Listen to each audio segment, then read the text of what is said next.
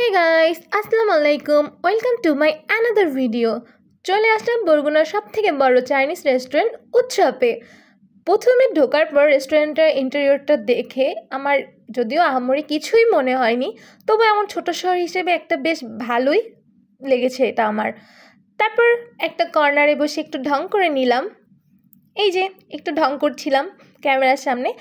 এরপর খাবার মেনুটা দেখে নিচ্ছিলাম। মেনুতে খাবার প্রাইসটা দেখে আমার কাছে একটু বেশি মনে হয়েছে, তাও কেয়ার করার আমরা একটা সেট মেনু সিলেক্ট করে অর্ডার করে দিলাম।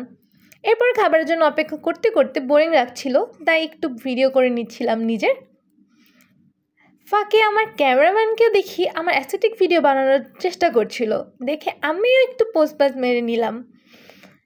এই যে খাবারটা চলে আসলো। খাবারটা প্রথমে দেখার পর তেমন একটা ডেলিসিয়াস মনে হয়নি, তবে খাওয়ার পর আসলে মনে হয়েছে আই ওয়াজ রং।